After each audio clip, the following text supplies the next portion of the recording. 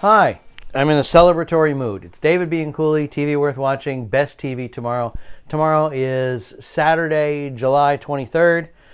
And one of the reasons I'm in a celebratory mood is that something has been added by CNN at the last minute that is exactly the kind of show and the kind of reason why I think doing this kind of thing and TV worth watching in general is actually a service to the 17 of you who are watching it and reading it. But anyway, tomorrow night, 11 o'clock Eastern on CNN, it's Anderson Cooper is hosting a show, and it's called Living History with Anderson Cooper, and his guests are Doris Kearns Goodwin and Ken Burns.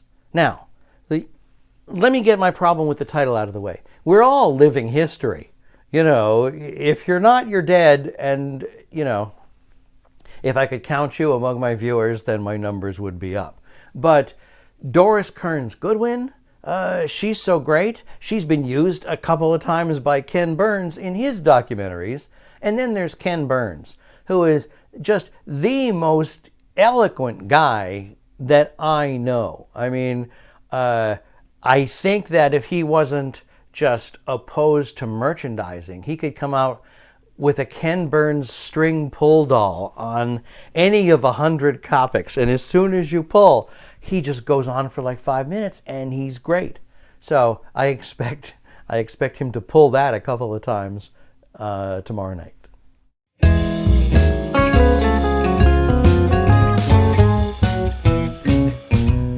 You know, there was the Great Depression, World War II, the Civil War. I mean, do you see this as the fourth great battle for this country? Oh, I think there's no question this is a huge crisis that the new president is going to have to face.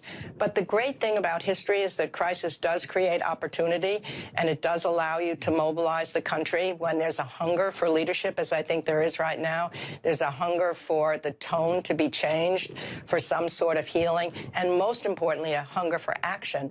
And I think if the new president can mobilize the Congress to get that stimulus bill passed, to be able to deal with the vaccinations and get those 100 million vaccines into the arms of people in 100 days, it's setting a huge target.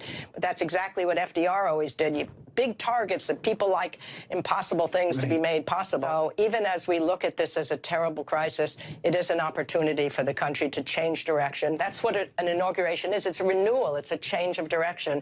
And we could see a big line of demarcation when tomorrow happens to begin that process. You know, history, it seems like a big 30,000 feet business, and it's not. It's so intimate.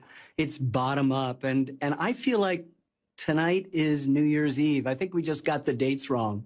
I think we've got a new possibility of turning a new leaf. And what's happened here? We're beginning to have a racial reckoning. We had voting, nearly 160 million people voted. That's unbelievable. In the most secure election ever. Voters turned out at the polls. Poll workers withstood this virus. The courts dismissed all the frivolous attempts at it. We have a woman vice president. We have a woman of color vice president. We have the oldest president in an FDR moment. And this is a man who is tempered by loss. Just as FDR, a kind of thin, ambitious guy, is stricken with polio and suddenly develops an empathy that allows him to guide us through the Depression and the Second World War. Joe Biden's political career began with unspeakable loss and has had unspeakable loss just recently, and he's been able to turn that into something positive. There's a spiritual dimension to that.